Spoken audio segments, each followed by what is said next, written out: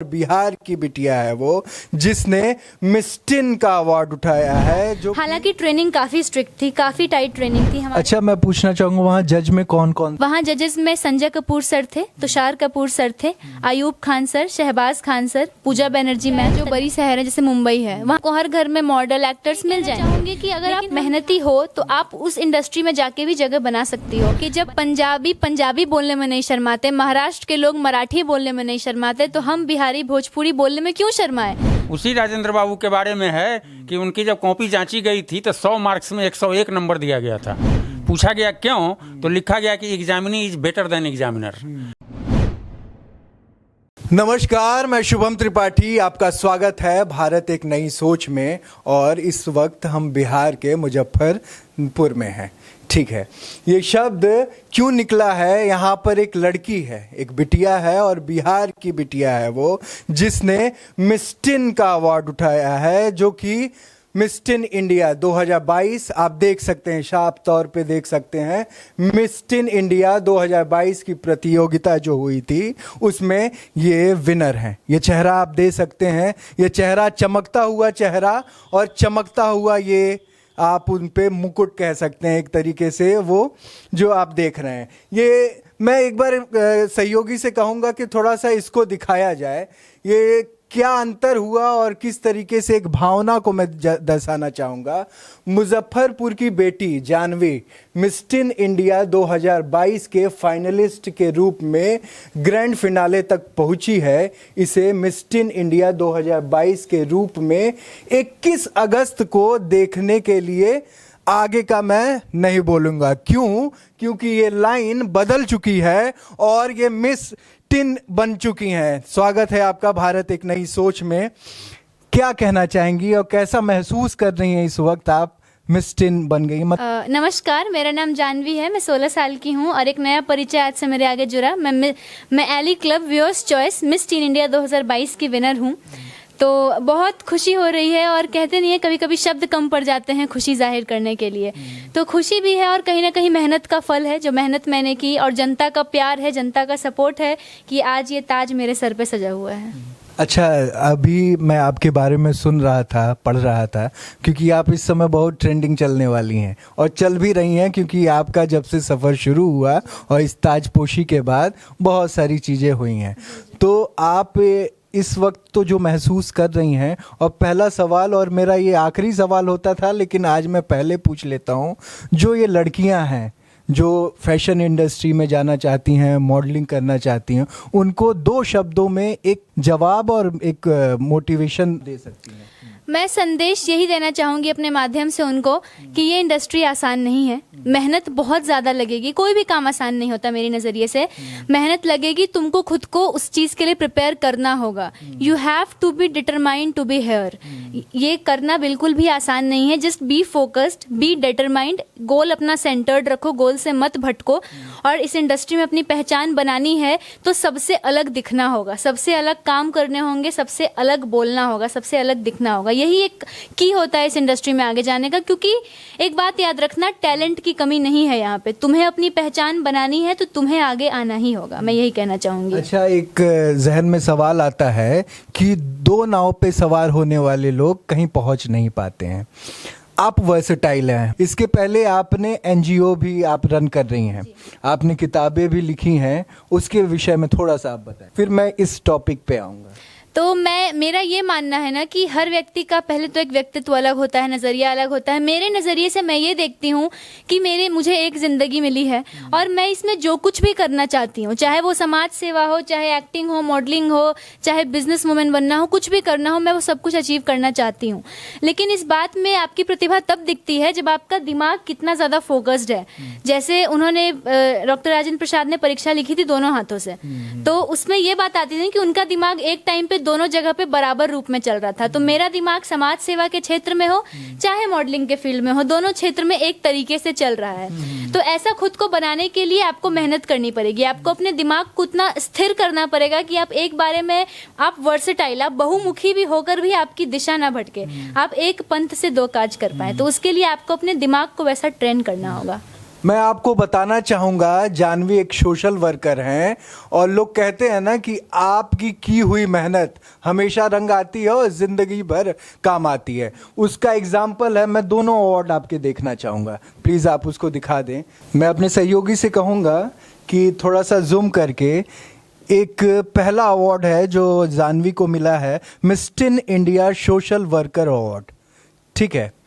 और दूसरा अवार्ड तो आप सारे लोग जान ही रहे हैं, जो अवार्ड है miss teen India viewers choice award. अब दोनों अवार्डों को दिखाने का मेरा मकसद यही था कि इन्होंने सोशल वर्क करना शुरू किया और कहीं ना कहीं जब मॉडलिंग करनी शुरू की तो वो सोशल वर्क अवार्ड में तब्दील हो चुका है इस वक्त। कहते हैं ना कि मेहनत रंग लाती है और कहीं ना कहीं वो मेहनत, वो लगन, वो सीखी हुई चीज़ कहीं ना कहीं कभी गायब नहीं होती है। वो ज़िंदगी भर आपका साथ देती है और वो ज्ञान ज़िंदगी भर बरकरार रहेगा।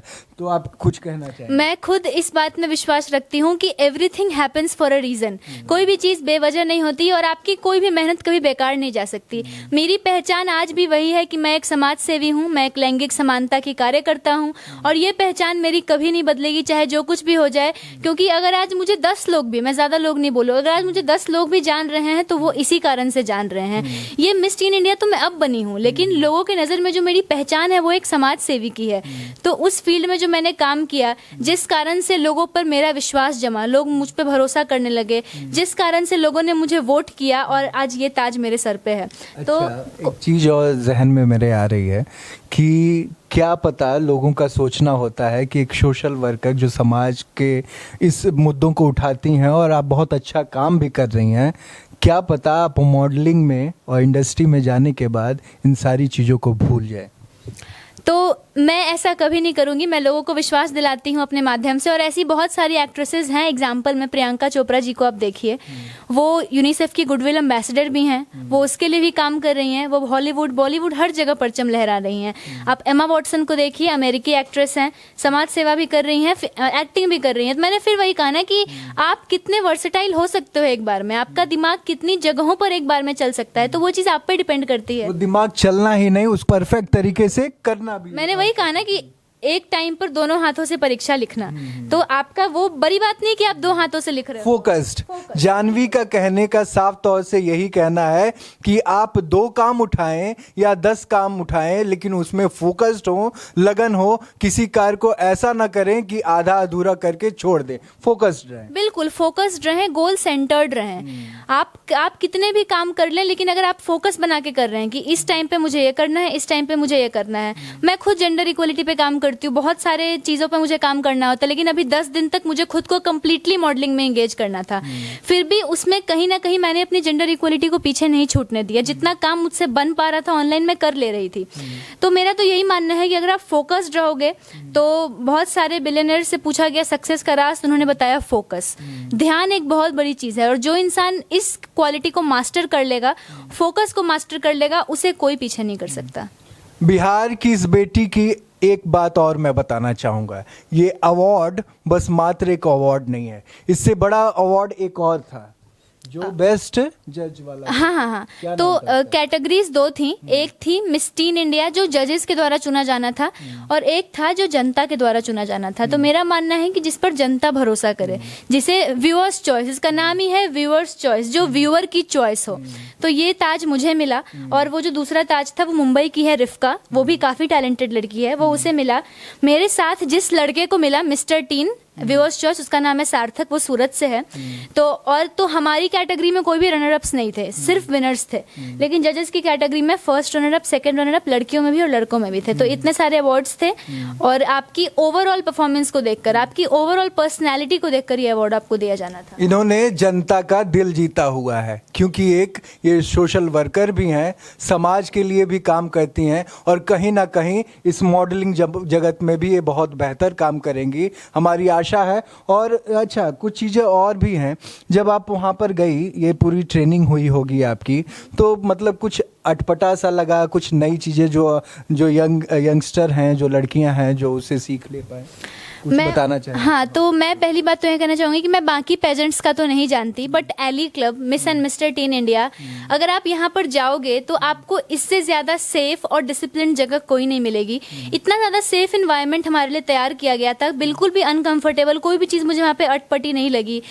हर कोई इंसान वेल बिहेव्ड था, वेल मैनर्ड था। हालांकि ट्रेनिंग काफ़ी स्ट्रिक्ट थी, काफ़ी टाइट ट्रेनिंग थी, हमारे पास बिल्कुल फुर्सत नहीं होती थी कि हम बैठें और टाइम वेस्ट करें।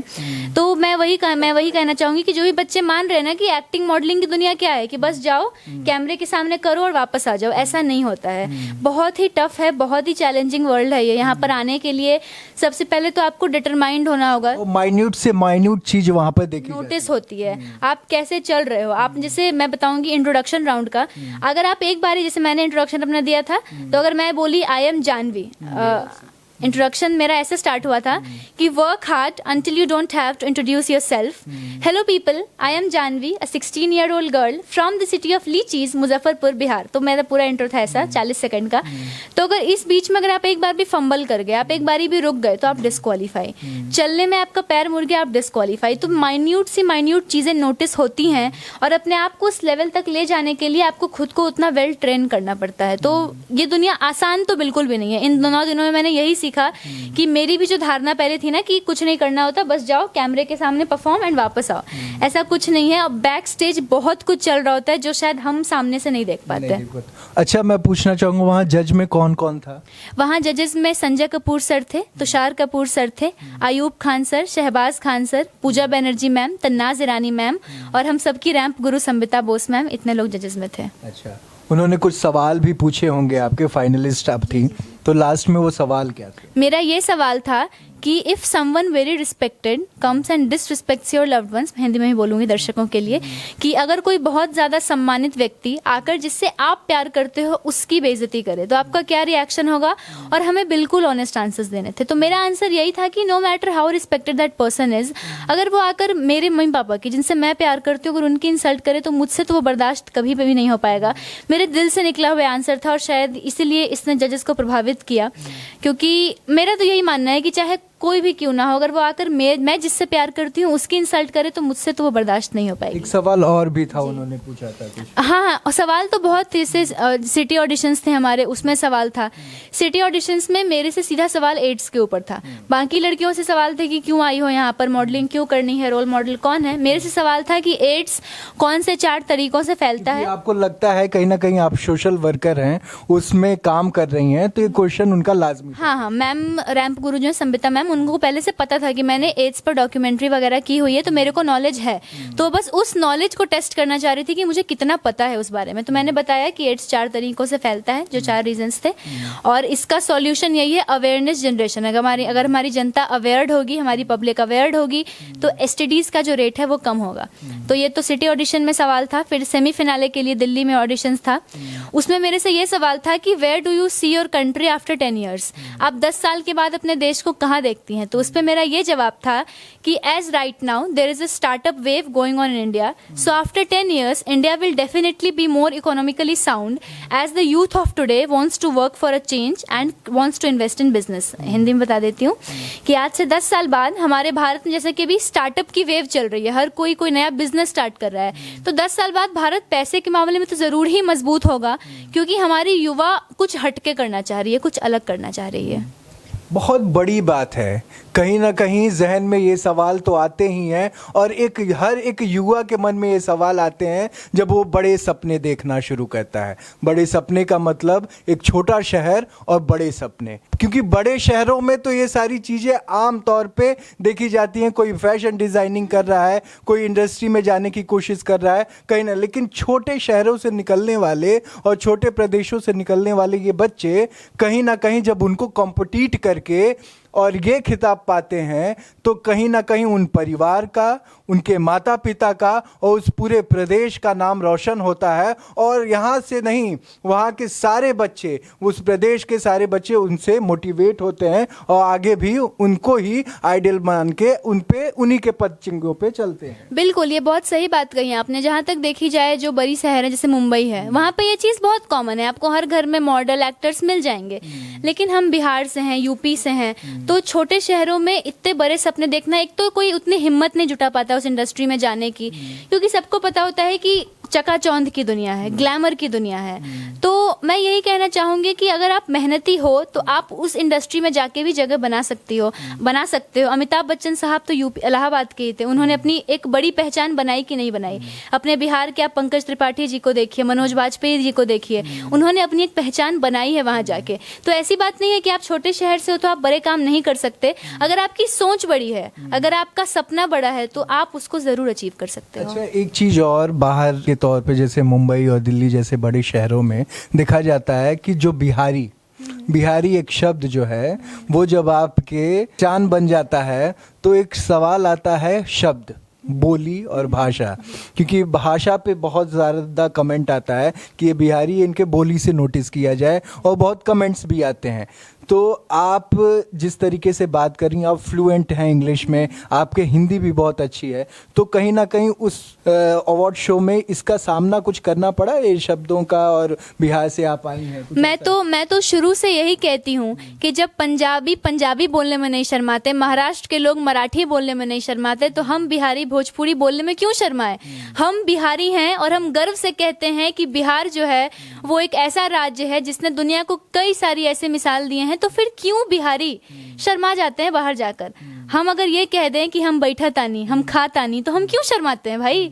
वो मराठी बोलने में नहीं शर्मा रहे, तुम क्यों भोजपुरी बोलने में शर्मा रहे हो? तो वहाँ पे ये चीज़ थी कि जैसे अगर किसी ने हम कह दिया, मैं कह दिया, तो थोड़ी बहुत होती थी लाइक बच्चों में आपसी में। हालांकि जो ऑर्गेनाइजेशन था उसकी तरफ से कोई प्रेशर नहीं था, लैंग्वेज कहीं पे भी रिस्ट्रिक्शन नहीं थी हमारे लिए, बट हम ही लोग शर्मा जाते हैं, हम लोग खुद को प्रमोट नहीं करना चाहते। तो मैं तो शुरू से यही कहती हूँ कि हम गर्व से बिहारी हैं और हम गर्व से बिहार को अपना पहचान बताते हैं। हम इनके माता पिता से भी बात करेंगे। ये पिताजी हैं जानवी के, कैसा महसूस हो रहा है, कैसा लग रहा है आपकी बिटिया इतना नाम रोशन कर रही है? जी नमस्कार। बहुत अच्छा लग रहा है सर, और वैसा माहौल इन लोगों को दिया गया है इस घर में। जो आप बहुमुखी प्रतिभा की बात कहे, कोई ज़रूरी नहीं है कि एक ही काम पकड़ के हम आगे बढ़ते रहें। माइंड, हम उस बिहार से हैं जो ठीक कही राजेंद्र बाबू के बारे में। उसी राजेंद्र बाबू के बारे में है कि उनकी जब कॉपी जांची गई थी तो 100 मार्क्स में 101 नंबर दिया गया था। पूछा गया क्यों, तो लिखा गया कि examinee is better than examiner. तो ये तो अपने में निर्भर है कि हम कितने मुखी के प्रतिभा के हैं और फोकस दे के काम कर रहे हैं। जिस फील्ड में ही गई है, 5 साल से लैंगिक समानता में है, तो 5 साल में 3 साल अवार्ड लाई है लगातार। हैट्रिक अवार्ड संयुक्त राष्ट्र फाउंडेशन अमेरिका का, बड़े बड़े नोबेल लॉरेट्स के सामने इसको अवार्ड दिया गया है। अपनी बुक लिखी है 13.5 साल की उम्र में, और आज एक अलग फील्ड ग्लैमर, हालांकि इससे पहले 1 अगस्त को, लेकिन उसको भी ग्लैमर फील्ड नहीं कहेंगे क्योंकि वो डॉक्यूमेंट्री मूवी थी एड्स पे, जो कनाडा से विश्व एड्स सम्मेलन के दौरान रिलीज हुआ इसी 1 अगस्त को। अनुभव में एक वही अनुभव इसका उस लाइन का था।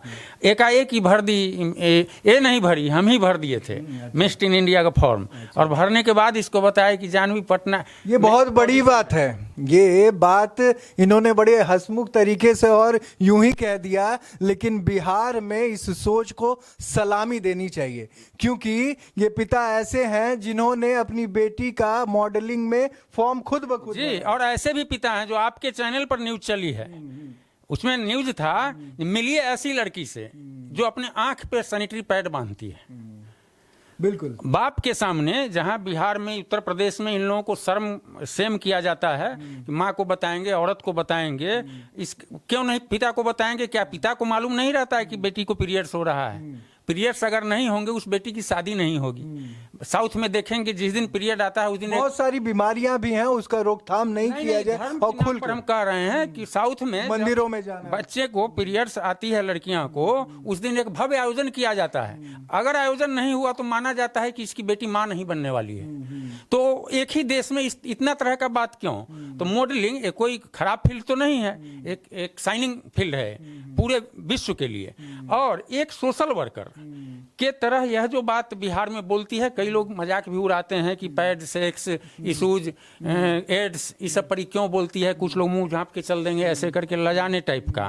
जी नमस्ते। ये तो आपने सही कहा है कि बच्चे कुछ अच्छा करते हैं तो माँ बाप को प्राउड फील होता है कि मेरा बेटा या मेरी बेटी ऐसा की, मेरी बेटी तो वो काम की है कि अभी पता नहीं कितने ऐसे मोमेंट आएंगे और आप आएंगे सर।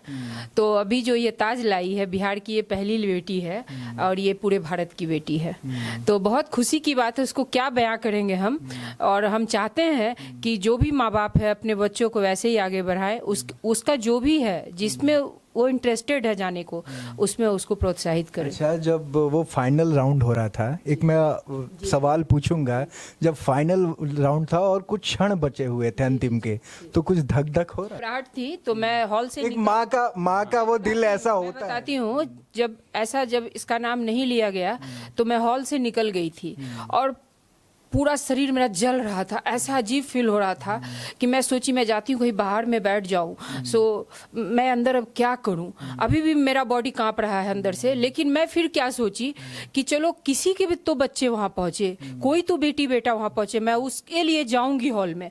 और फिर मैं गई और मैं बैठी और मैं बोली अपने हस्बैंड को कि क्या करें, चलना चाहिए अब। तो ये कुछ नहीं बोल रहे थे, बिल्कुल शांत थे। बस उसके 7 से 8 मिनट के बाद इसका नाम लिया गया। 36 जैसे ही बोला गया, जैसे लगा पूरा बॉडी में एयर कंडीशन आ गया अपने आप, पूरा गर्मी खत्म। Actually इसके काम पर जो 5 साल से इतनी छोटी उम्र में कर रही है और उसका एक रिजल्ट आना था, तो हम आश्वस्त थे कि जब वोटिंग की बात है और 575 पर मैसेज की बात है, तो इसको देश दुनिया में चाहने वाले बहुत सारे कम्युनिटी हैं। तो अमूमन बच्चे इस प्रकार से नहीं होते हैं। अमूमन बच्चे जो अधिकतर गए होंगे, वो गए होंगे कि मॉडलिंग करना है, एक्टिंग करना है, हो सकती है उनके से पहले से बहुत लोगों की सोशल वर्कर की कोई हिस्ट्री नहीं थी।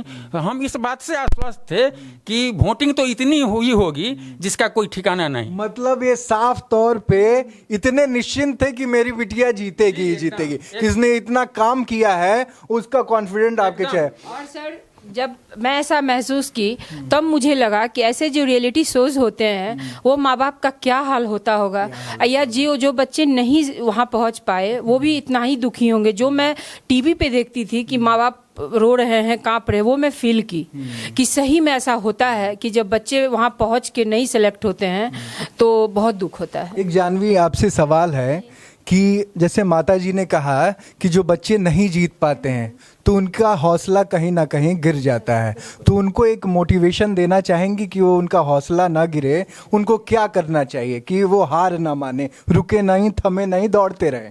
मैं उनको यही कहना चाहूंगी कि ये तो बस शुरुआत है।